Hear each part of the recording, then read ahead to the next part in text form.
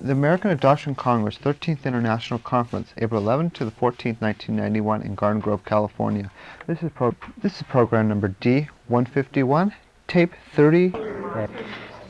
As some people may still sort of trickle in, but so that we can make the best of our time. Go ahead and start. I'm Liddy Marchman. I'm a psychologist in Newport Beach, California, which is very close by here, and I'm an adoptee. And this is Jane Servadio and Jack Finucane.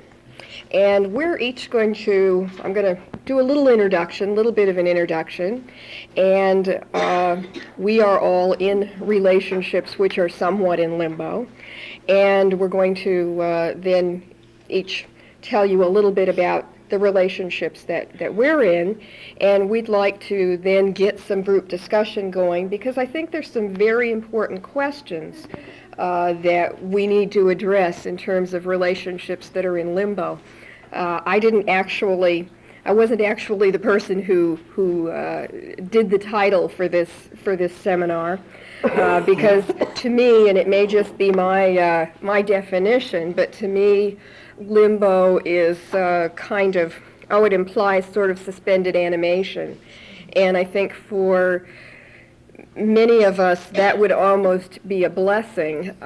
In fact, I think relationships in limbo, it might better be relationships on a roller coaster, because even if it's in limbo and there isn't any contact between the searcher and the person that they've found, there's an emotional roller coaster that continues.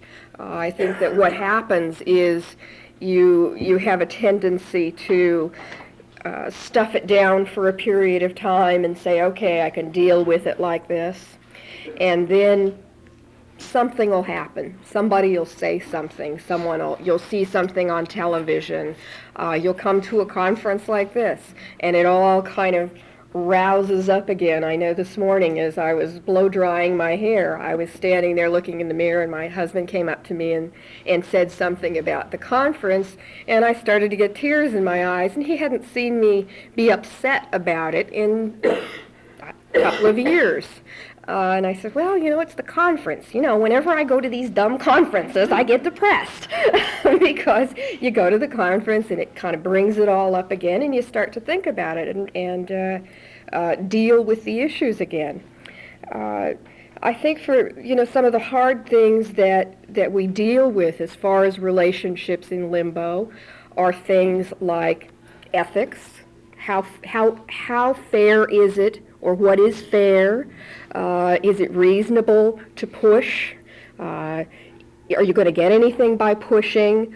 If somebody puts a blockade in front of you, is it fair to go around them to get to someone else if it's against their will?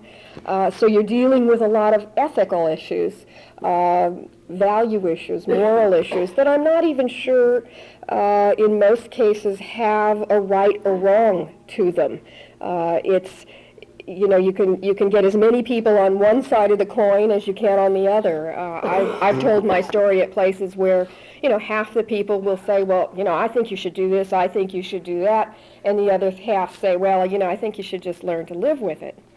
And I think the other thing is for people that are in limbo relationships is what to do with the grief process.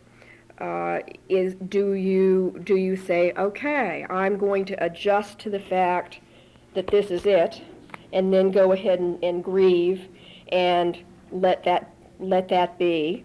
Or do you even start the grief process because you continue to have hope? It's sort of like, I suppose it is for people who have had a family member who's missing in action, and you don't know whether to start grieving or to keep hoping. So you grieve sometimes and you hope sometimes. I was adopted in an independent adoption at birth in 1947. It was an adoption that was arranged by my adoptive parents family physician. I always knew that I was adopted. I've had a wonderful life with my adoptive family. I have a brother 5 years younger who is also adopted. He's that more typical male type who has never wanted to search. I've offered to help him a number of times. In fact, my father gave me all his papers so that, if my brother ever wanted them, they would be there and available.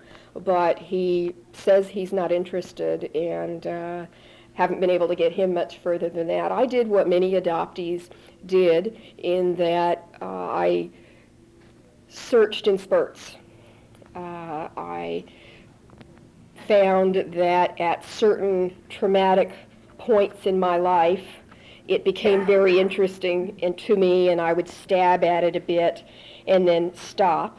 And the person who is the searcher does have the opportunity to do that, which is actually valuable for the searcher, because you do as much as you can handle at the time, and then you sit back and assimilate it. So for many of us that have relationships in limbo, part of what we may be dealing with is that the person we found didn't have that opportunity. It came to them as a bolt out of the blue, and then they have to take their time to adjust. So sometimes it is valuable to have that waiting time.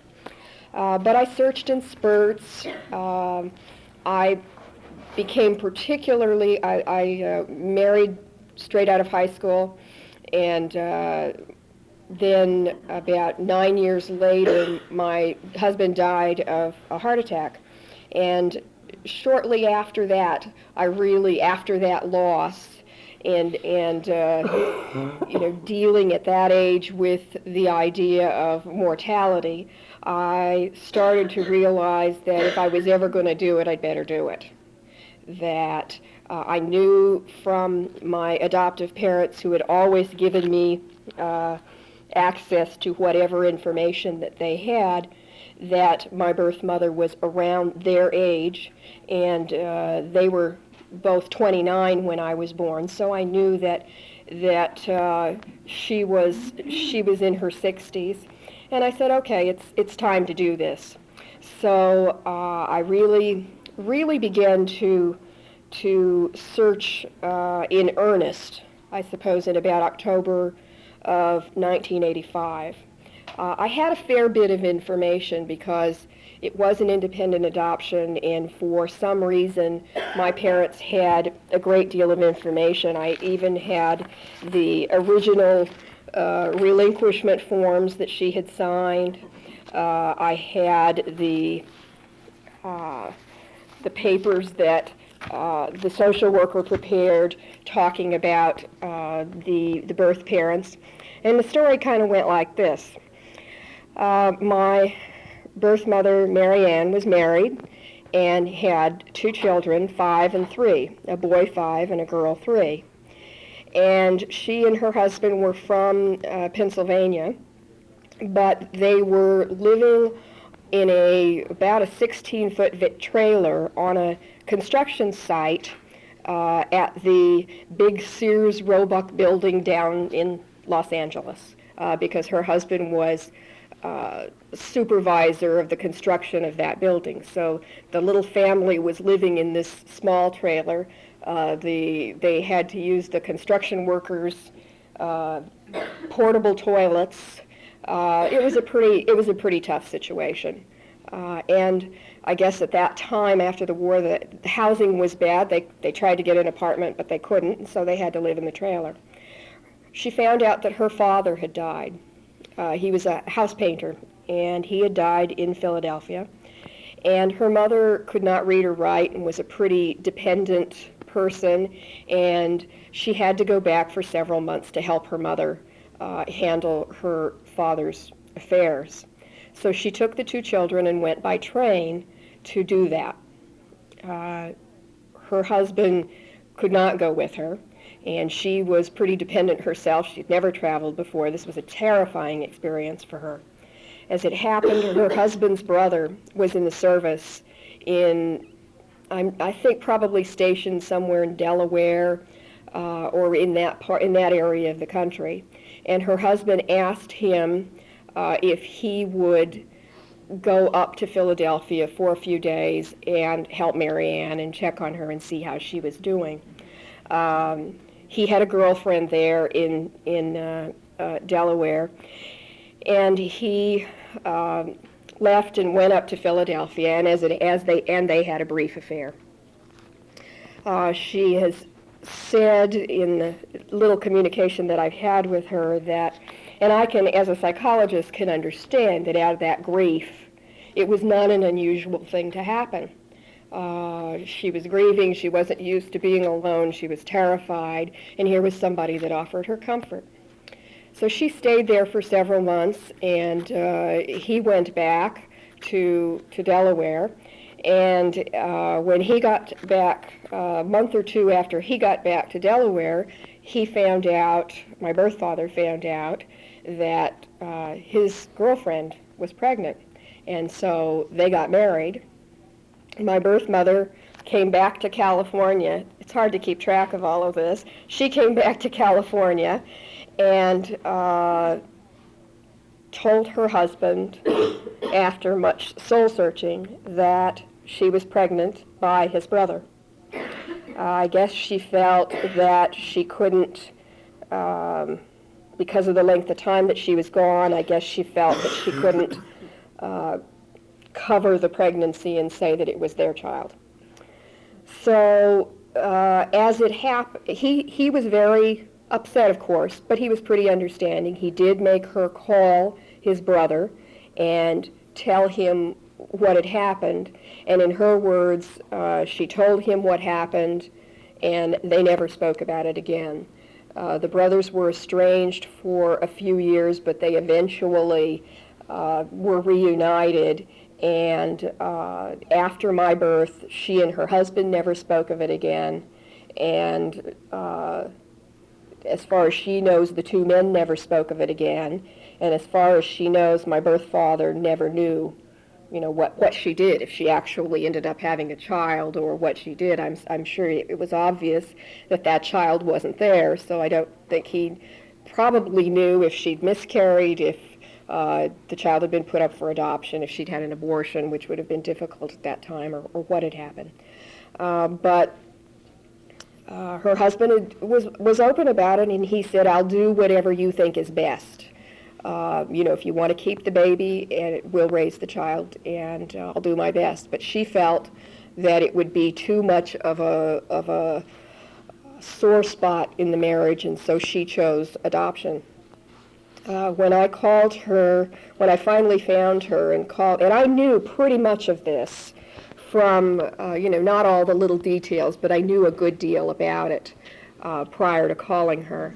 As I later found out, also the child that my birth father fathered right about the same time as myself was a boy that was stillborn the same month that I was born. So he kind of lost two the same month, although I don't know if he knows he lost two. So when I called her in March of '86, her first words really were, "Why are you doing this to me after all of these years?" And we talked a bit, and I guess I'm pretty much a nurturing kind of person, and she was so upset. And one of the things that I said is, I had a recording of the conversation, and I said, I'm not trying to do anything to hurt you. I need to have some information for myself. It's important to me, and I thought it might be important to you to know a little bit about what happened to me and that I'm okay and that I've had a good life. Our subsequent relationship, as it happens, she is still married to her husband, and my father, my birth father died, she said, when he was 55. I still, although I have a death certificate, still don't know exactly the cause of his death because it's vague. He had some kind of cancer, but I don't know how, why, or what. She indicated that it had something to do with, she thought it had something to do with some kind of work he'd been in at one time, but that was kind of vague. Our subsequent relationship went on really only through September of that year. She said she just felt totally unwilling to tell her husband. She said she couldn't bring those wounds up again. She said that, her children did not know of my existence. I'm not sure what they were told during the pregnancy. The 3-year-old probably wouldn't have been a problem, the 5-year-old maybe, but I'm not sure what they were told. She did tell me that my father had subsequently remarried and had a daughter who's also a psychologist, which I thought was quite interesting, and that my older brother is a judge in Denver. I do know where he is. I know his name. I have his phone numbers. I know where he is, but I haven't contacted him. She had my sister, her daughter. My sister is vice president of a bank, and I don't know her. She's married and divorced, and I know her first name and some things about her, but I don't know her married name and haven't been able to find that, so I don't know where she is. And I don't know anything other than what Mary Ann has told me about my father's daughter. So I don't, I know where she went to school, but I don't know her name. And I've done a great deal of searching and haven't been able to find anything out about her because I'm not sure where in the country she was born. We've done a lot of research, but haven't been able to find her. Mary Ann's fear was that the relationship really didn't have a chance to develop. This is the relationship. There's 2 pictures and 6 letters. I was not allowed to write to her because her husband is retired and he gets the mail. And she got very angry when I suggested a post office box. I was not allowed to call her. She could only call me, and then she had to do that when she could get change and go to a phone booth because she said he got the phone bills and he couldn't see the calls on the phone bill. So she called me maybe 3 times and wrote to me 6 times. But it must have been very difficult for her to write letters and not get a response. And when I talked to her, I told her that. I said, that's got to be very frustrating to write a letter and not get a response. And I think that probably encouraged the relationship to not go further. We had a phone conversation in about June, and I told her, June of 86, and I told her a great deal about what I was feeling, and I said that I had plane tickets and I really wanted to come and meet her, that I would do it on her terms. It was during a period of time when her husband was going to be away fishing for a couple of weeks. And, that I would do it on any terms. She could bring anyone she wanted. It could be at the location of her choice. And she absolutely panicked and said absolutely no under no circumstances, and sent me a very angry letter where she said I couldn't be anything like her because I must be the most selfish person in the world because I have my own family and I want to take her family away from her. And then I didn't hear from her again for about 3 months. And then out of the blue, I got about a 6-page letter from her where she gave me, in very cool, clear terms, kind of a life history of my birth father. And at the end, she said, I'll write more later. And I haven't heard from her since. I know that she is still living. I check every now and then, so I know she's still living. But the question that I keep struggling with and dealing with is, I know where my brother lives, I know his phone number, I know where he works. What do I do? Do I contact him? Did I promise her that I wouldn't cause her any trouble? She's terrified of what her family will think of her. She says, I'm a good Catholic woman, and it would change everything about how they view me. She said they just would never think of me the same again, to know that I could do such a thing. So that's my story. And I'll kind of pass the mic down, and we'll hear a couple of other stories, and then I think it'll give us a real basis to start talking. My name is Jane Servadio, and I have a 29-year-old daughter whom I located when she was 19. I wrote to her initially. She lived in Central America, and initially I wrote to her father, her adoptive father. Her adoptive mother had died a few years previous to that. And when I wrote to her father, I received no response for the best part of a year. And then I wrote back to him saying I didn't know what to do next because I hadn't heard anything from him. And he wrote back immediately, and he said he had given her the letter the day that it came, the first letter, and he'd given her the second letter. And he told me a few things about her, and he said that he thought I might get a better response if I wrote directly to her, which I did. About 3 months later, I got a letter from her, short. She said she felt a little odd when they got my first letter, but when she'd given it some thought, she was pleased that I cared enough about her to look her up. And she said, write me back and ask me anything you want, and I'll write back to you. Well, this was the first of her famous promises, because after I did write her back and tell her that my husband was her father, and I sent some pictures of us, I didn't hear for 3 years from her.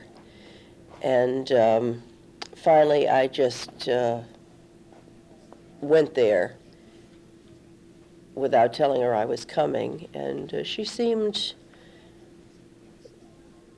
well, actually, she seemed stupefied that I would spend money on a plane to come and see her. And she kept asking, like, how much the hotel room cost and how much the plane ticket was. And it was kind of strange to me because she didn't really treat me any differently than she would have if she already knew me. She started talking to me exactly as if she already knew me. She has never actually verbally admitted the fact that we're related in any way. She treats me like sort of a stranger. She's friendly but distant, and has never asked me any questions. I had explained a bit in letters why she was surrendered, but I didn't go into any detail. And she seems unwilling to even admit that we're related, but she's very friendly. It's very frustrating. She lives in New York State now with her husband and 4-year-old boy. And although she's very friendly and chatty when I call her, she never calls me. My husband was in the hospital last year, and she knew that he was going, and she never bothered to call, find out how he was, or how his operation had turned out, or send him a card. And I was really annoyed about that, but I hope I've gotten past the stage of being annoyed with her, because I am trying to accept the fact that she isn't going to call, but at least I have something in that when I call her, she speaks to me. And I've started now plucking up my courage and asking her some questions. I asked her if she ever resented the fact that she was adopted, and she said no. She had a good family, and she was quite content. And I asked her if she ever thought about who her birth parents were, and she said yes, she had, but she'd never considered searching, or apparently never crossed her mind. But I'm trying to decide what to do next, whether I should sort of confront her about it and ask her what it is that she thinks our relationship should be, or what she thinks I should do if I don't want the relationship to be the way that it is. I've really have never heard of anyone else's reunion which was exactly like this, in that the person really doesn't seem to want to admit that they're related to the other person. It's very strange. She looks just like my husband's family. She has never remarked on that in any way. And I'm really in a complete quandary as to what to do next. I know I could go on this way forever, and she wouldn't make any move to change it, but I don't want to go on this way. How old was she when your mom died? About 17, I think. 17 or 18. She died of cancer. I'm sure it was very hard. She has a younger brother that they also adopted in Connecticut before they moved to Central America. The mother was from Guatemala, and that's why they moved there. Apparently she missed all her relatives. And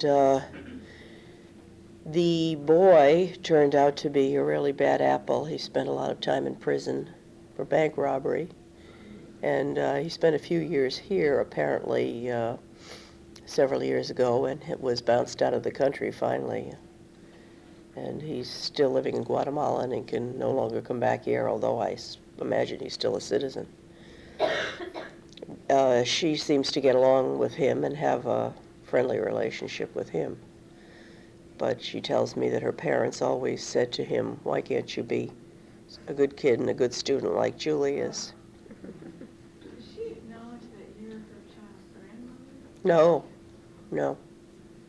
She would never consider letting him come pay you a visit Oh, no. She doesn't come and pay me a visit. I've seen her 3 times. Twice. The first time I went to Guatemala myself. The second time my husband came with me. The boy was about a year and a half old then, and we wanted to see him. And neither of us has any other children. And we didn't get married till she was like 18. And then, after she moved here, I sent it to the boy a lot of stuff one Christmas, and I guess she felt that that went over the line, and that demanded a personal visit for instead of just a thank you note. And she stopped in to see us for about an hour. And actually, after that point, I was wondering when she was going to leave, because I couldn't think of what to say to her anymore. It was very uncomfortable.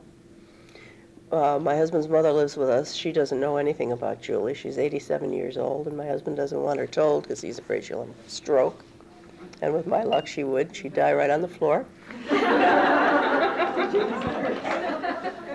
that good luck or bad luck?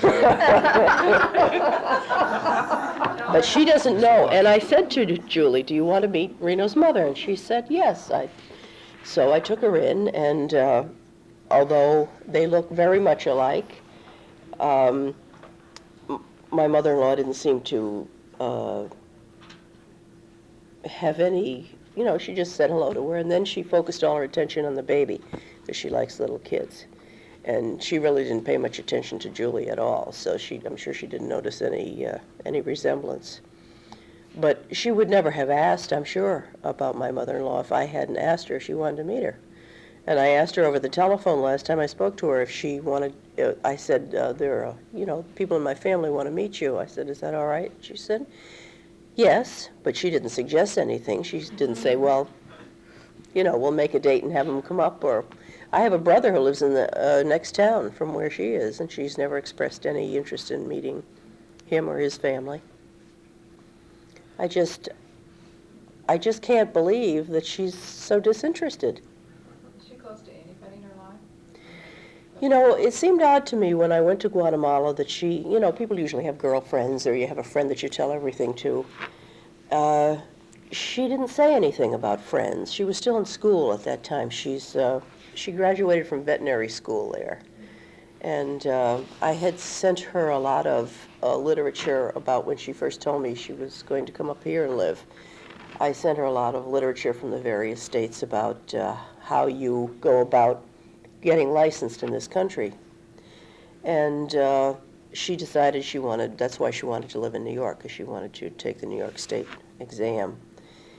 And what was the question you asked me? I lost track completely of what I was saying. Any Oh, close to anyone? girlfriends. So you figure she's going to school, she must have some friends in school, but she never mentioned anybody, and I never met anyone. The only one I met was the boyfriend, the man she later married.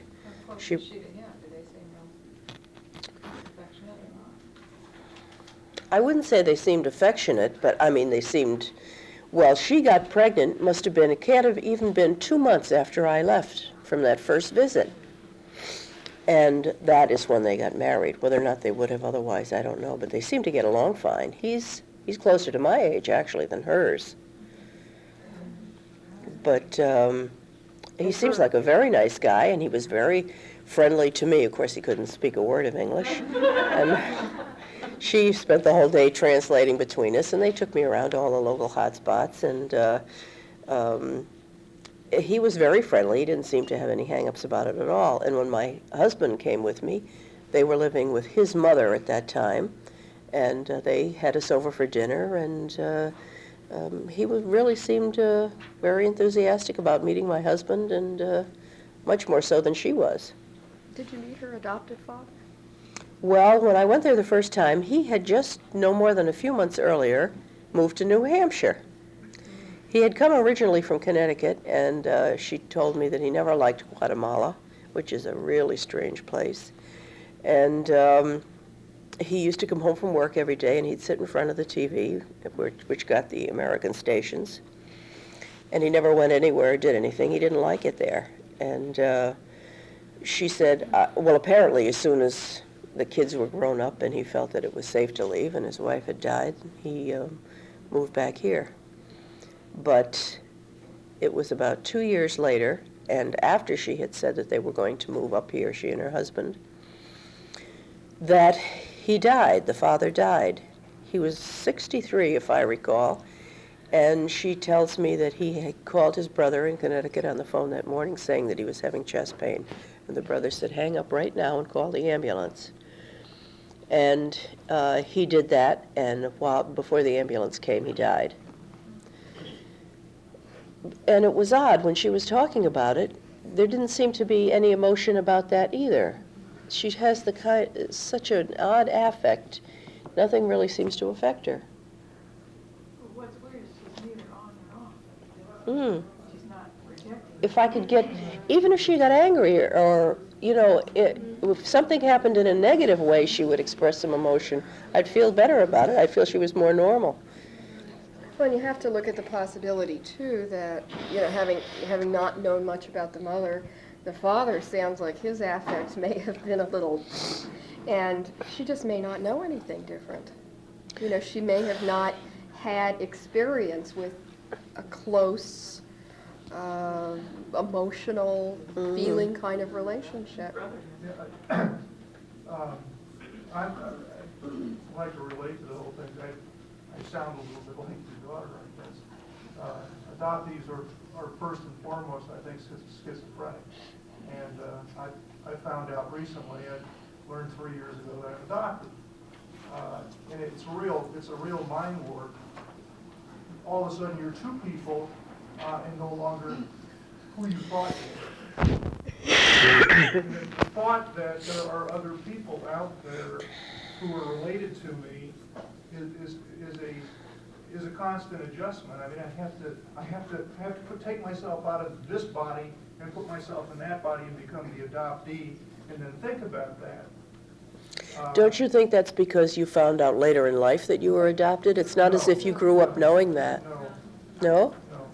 I think it's based on my experience of talking with other adoptees, they grew up the same way. Well, if she does feel that way, why can't she come out and say it to me? I've let What her... I'm saying is she's what's been suggested there too, she's coming out of, she's the adopted child, and she has a relationship with you.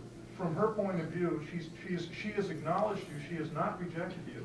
No. And she has opened herself up to meeting other members of your family. The relationship is not what you want, but she does have a relationship with you. And perhaps for her, and based on more that you've said here in the last couple of minutes, it sounds like she's detached herself from personal relations as much as I've been in my own experience. It's uncomfortable. Yeah. There's a comment here and there's one here, and then let's go to Jack, and then we'll all kind of get going. Are you aware of any abuse in her history? No. Okay. No. Because even on an emotional level, you know, it's quite possible because she was willing to meet you and meet members of your family, you know, she could just be in a big thing of self-protection. And, you know, I mean, it's not something you're going to tell your birth mother of any level of abuse at all. And she may want to know you, but, you know, she may have a lot of issues with trust and opening up to people. And it sounds, you know, I'm sitting back here going, oh my God, like I would be willing, you know, to bet that if her father even was like neglecting on any level, you know, at all, if he just sat on the TV all the time or whatever, and she had to learn to take care of herself and protect herself. Well, all I know is from what he wrote me and what she has said about him, which wasn't much, but she said they got along very well. He said in his letter to me that she was always a very good daughter and been very helpful to him, and that All abusive doctors are very good. and that she was always very good in school and this sort of thing. So I really have no way of knowing, and I don't know if I would recognize the kind of behavior that that sort of a person would exhibit, even if it was right in front of me. That's all that kept running through my mind is like what kind of life she must have had. Let's take this question and then we'll go to. My birth father is dead, but I had an opportunity to speak to him. In fact, did speak to him on the phone, but I used a false name. He had a P.O. box, so I wasn't able to go directly to his house. But my only desire was to see him.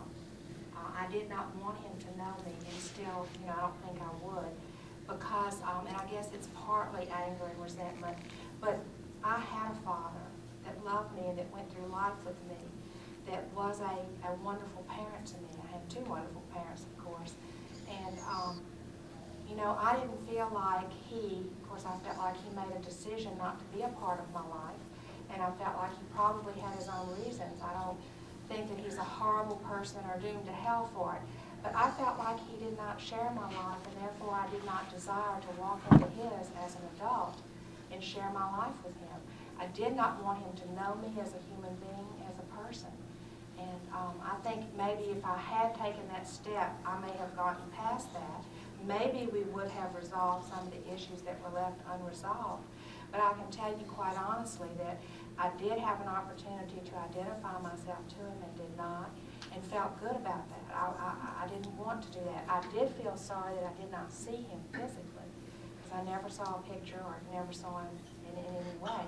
And that I feel sorry about, but I can just identify with your daughter and what this gentleman said and the other woman, not necessarily on the abuse side, but just simply that it wasn't, the emotional bonding had not occurred, ever.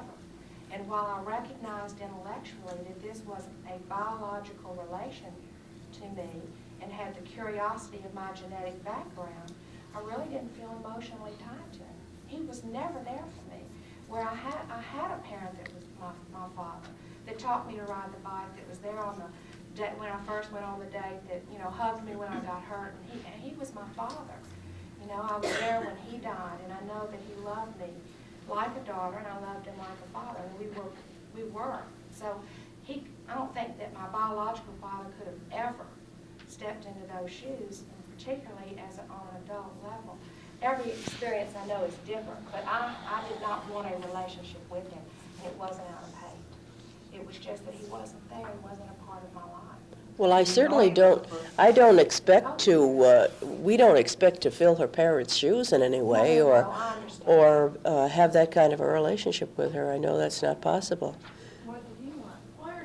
I don't know, he never once ever made any effort to, I mean, he knew me, knew exactly where I was, and he knew me, and you follow my point. I mean, you know, I don't know. As long as both of you were satisfied with what you didn't have,